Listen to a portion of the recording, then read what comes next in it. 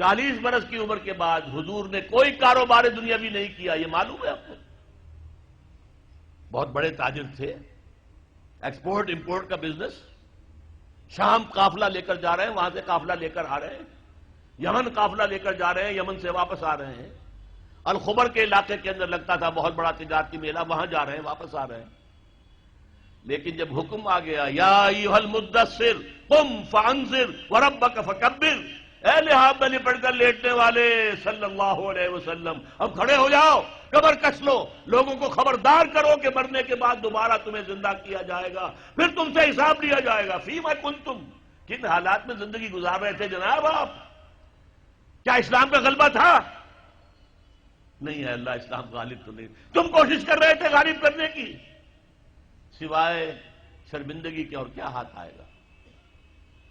اللہ تعالیٰ کی حجت تو قائم ہو جائے گی۔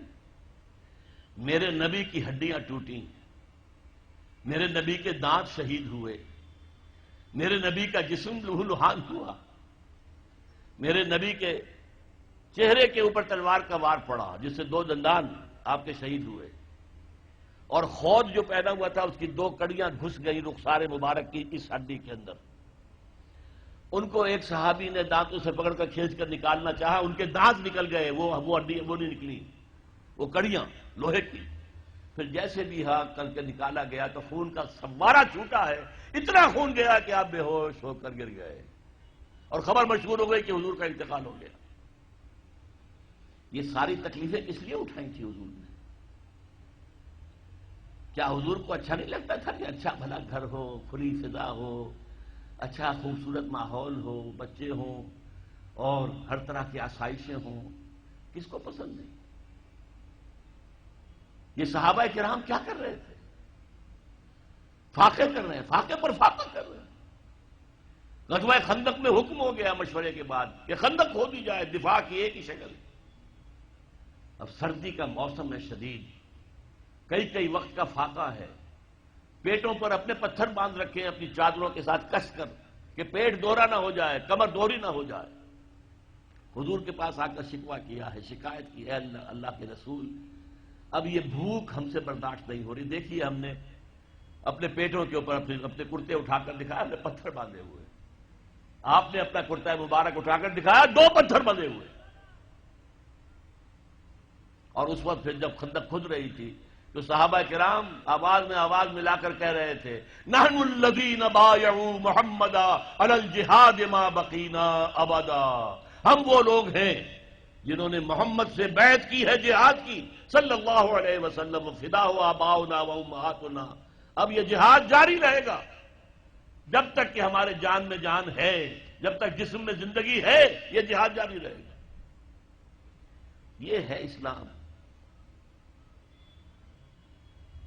یہ شہادت گاہ الفت میں قدم رکھنا ہے۔ لوگ آسان سمجھتے ہیں مسلمان ہونا، مسلمان تھے صحابہ کرام رضوان اللہ تعالی علیہ مجمعین، جیسے انہوں نے آپ کو وہ جو ایک شعر ہے اکبر الہ آبادی کا، تو خاک میں مل اور آگ میں جل، جب خشت بنے تب کام چلے، تو باقاعدہ انگاروں پر لوٹے ہیں۔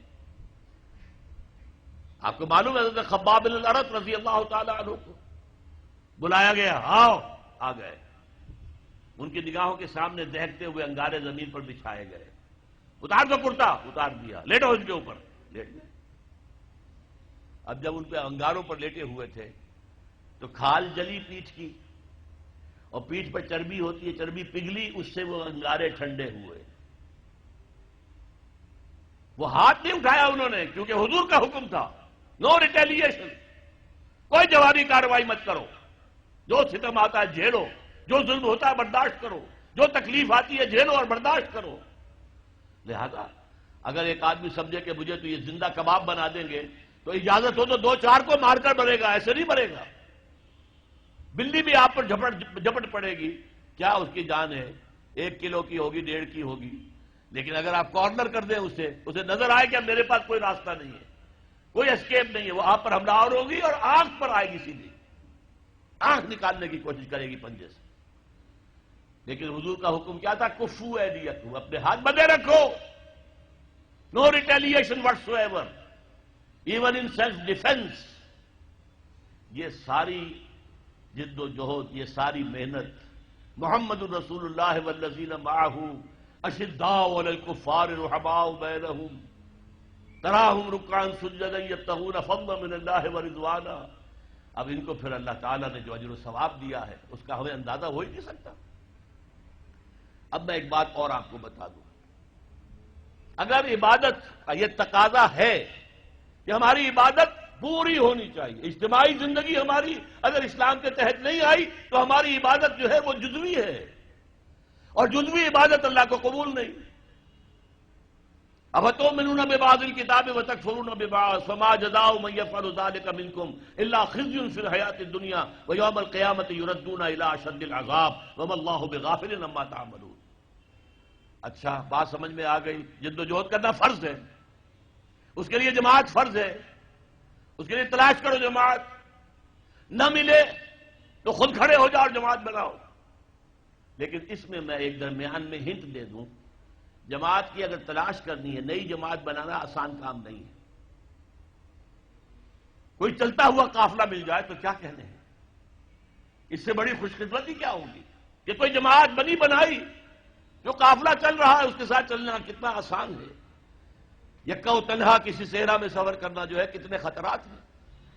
قافلہ ہے، قافلے کے ساتھ جڑنا. اگر قافلہ تلاش کرنا ہے تو کیا چیزیں دیکھنی چاہیے وہ بھی میں ذرا آپ کو آج بتا دوں. 5 چیزیں دیکھنی ہوں گی. نمبر 1، وہ جماعت سیکٹیرین نہ ہو، مسلکوں اور مذہبوں کی بنیاد پر نہ ہو، دین اسلام کی بنیاد پر ہو. یہ نہیں کہ یہ دیوبندیوں کی جماعت ہے، یہ بریلویوں کی جماعتیں ہیں. اب تو ایک تو ہے ہی نہیں، دیوبندیوں کی بھی بہت ہیں اور بریلویوں کی بھی بہت ہیں. یہ شیعوں کی ہیں، یہ اہل حدیثوں کی ہیں. یہ سیکٹیرین ہے. سیکٹیرین جماعت اپنے سیکٹ کی دعوت دے گی. ہمارا سیکٹ، ہمارا موقف، ہمارا مسلک، ہمارا مذہب سب سے اعلیٰ ہے.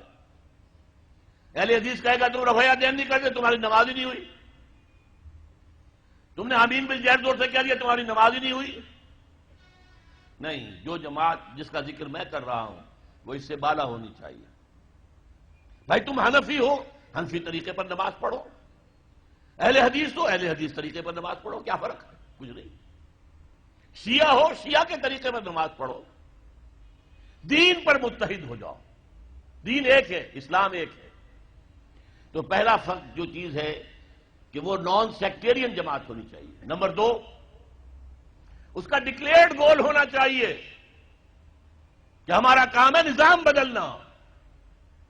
ورنہ نیکی کے کام تو اور بھی بہت سے ہیں. آپ کوئی مدرسہ کھول دیں، ناظرہ قرآن پڑھانے کا، یہ بھی نیکی کا کام ہے. آپ کہیں دعوت و تبلیغ شروع کر دیں، کوئی ٹریننگ حاصل کیجئے، عیسائیوں میں تبلیغ کیجئے، ہندوؤں میں تبلیغ کیجئے. آپ کے صوبے میں تو ہندو موجود ہیں، جہاں میں رہتا ہوں پنجاب میں، وہاں تو ہندو نہیں ہے. کیا ان کا ہم پر حق نہیں ہے کہ تبلیغ کریں انہیں؟ لیکن یہ بھی ایک کام ہے.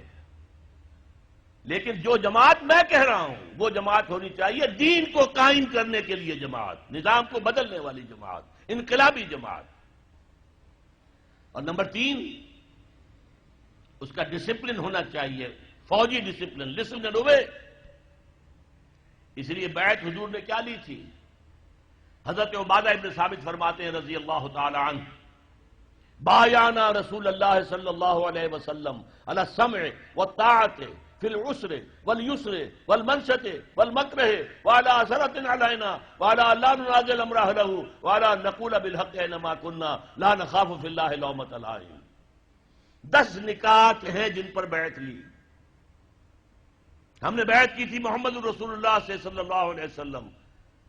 آپ کا ہر حکم سنیں گے اور اطاعت کریں گے، چاہے مشکل ہو چاہے آسانی ہو، چاہے طبیعتیں آمادہ ہوں چاہے اپنی طبیعتوں پر جبر کرنا پڑے، چاہے آپ دوسروں کو ہم پر ترجیح دے دیں. ہم یہ نہیں کہیں گے ہم آپ کے پرانے خادم، آپ نے ایک نیو کمر کو ہمارے اوپر امیر کیسے بنا دیا. نہیں، it will be your prerogative. آپ کا اختیار ہوگا جسے بنائیں.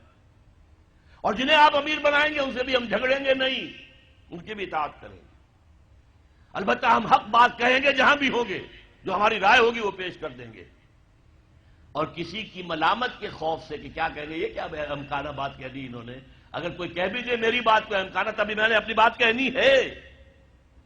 ان باتوں کی بیعت لی تھی محمد الرسول اللہ صلی اللہ علیہ وسلم. یہ ڈسپلن چاہیے بیعت کی بنیاد پر. باقی یہ جماعتیں جو بنتی ہیں، یہ ممبرشپ ہے اور یہ انتخاب 2 سال کے بعد ہوگا، 4 سال کے بعد ہوگا، ووٹوں سے امیر بنے گا، امیر کی پھر شورا ہوگی، شورا کو حق حاصل ہوگا کہ نہیں کہ اس کی بات مانی جائے اور امیر جو ہے پابند ہو جائے شورا کا، یا امیر جو ہے اس کو ویٹو کا حق حاصل ہوگا. یہ ساری چیزیں کہاں تھیں؟ نہ دور نبوی میں، نہ دور صحابہ میں، نہ 1400 برس کی تاریخ میں. یہ تو آئی ہیں یورپ سے. یہ جماعت سازی کا نظام یورپ سے آیا. اسلام کا نظام تو بیعت کا تھا. تو پہلی بات میں نے کیا کہا، وہ جو فرقے ہیں، فرقے واریت سے بلند تر. نمبر 2، اس کا ڈکلیئرڈ گول یہ ہو کہ ہمیں نظام بدلنا ہے. نمبر 3، ان کا ڈسپلن ہو فوج والا. there is not to reason why, there is but to do and die. Number 4، ان سے پوچھا جائے آپ یہاں خلافت کا نظام کیسے قائم کریں گے، طریقہ کار کیا ہے؟ وعظ و نصیحت سے کریں گے تو ہو جائے گا کام یا نہیں؟ یا الیکشن میں حصہ لے کے کریں گے تو کوئی امکان ہے کامیابی کا؟ اور جو طریقہ ہے جو محمد نے اختیار کیا صلی اللہ علیہ وسلم، وہ بتاؤ ہمیں. اور تم بتاؤ کہ تمہارا طریقہ کار کیسے سیرت کے ساتھ مطابقت رکھتا ہے. یہ چوتھی ڈیمانڈ ہونی چاہیے. اور 5ویں نمبر پر جو میں نے پہلے کہا کہ جو قیادت ہے اس کے قریب جا کر سونگ ہو. پیچھے چلنے والوں کی بات میں نہیں کر رہا، پیچھے چلنے والے ہر طرح کے آدمی ہو سکتے ہیں. یہاں تک کہ حضور کے پیچھے چلنے والوں میں منافقین بھی موجود تھے. ہاں، ہر جماعت کی ایک قیادت ہوتی ہے. قیادت کے قریب جاؤ اور سونگو کہ خلوص کی خوشبو آتی ہے یا نہیں آتی. یہ 5 باتیں تلاش کرو. اگر جماعت مل جائے ان 5 باتوں کے اوپر پوری اترنے والی، اس میں شامل ہونا فرض ہے، فرض ہے، فرض ہے. یہ ہے وہ دعوت جو میں آج آپ کے سامنے لے کر آیا. اور مجھے امید ہے یہاں 2 ہی طرح کے لوگ ہیں. یہ ہندوستان سے لوگ آئے. انہوں نے کس لیے ووٹ دیے تھے مسلم لیگ کو؟ پاگل تھے؟ یو پی کا آدمی یہاں آیا، یا یو پی کے آدمی نے 1940 میں ووٹ دیا مسلم لیگ کو، کیا یو پی پاکستان میں آ سکتا تھا؟ تو پاگل تھے کہ نہیں؟ پاگل ہو گئے تھے، لیکن ہوئے کس بات پر تھے کہ کہا جا رہا ہے اسلام کے لیے پاکستان بنانا. اچھا، ہم پر جو بیتے گی بیت جائے گی، جھیل لیں گے. جاؤ بناؤ پاکستان میں، لاؤ قائم کرو اسلام وہاں پر. اسی لیے آئے تھے نا، گھر بار چھوڑ کر آئے. اپنے باپ دادا کے مکان، باپ دادا کے جو شہر ہیں جہاں باپ دادا دفن ہیں، کس کو محبت نہیں ہوتی؟ اور یہاں کے لوگوں نے جس طرح اوپن آرمز کے ساتھ، کھلے بازوؤں کے ساتھ انہیں خوش آمدید کہا، سینے سے لگایا. بعد میں نہ معلوم کس کس کی سازشیں ہیں، کیسے کیسے کام ہوئے ہیں، کون کون سی ایجنسیز بیچ میں پڑی ہیں کہ بعد میں نفرت بھی پیدا ہوئی، لڑائیاں بھی ہوئی، دنگا فساد بھی ہوا، قتل و خون بھی ہوا. لیکن جب پاکستان بنا تھا اس وقت کی فضا یاد کیجئے. تو میں آج یہ امید لے کر آیا ہوں کہ تحریک خلافت کا بھی ایک بڑا مرکز جو ہے وہ حیدرآباد سندھ بنے.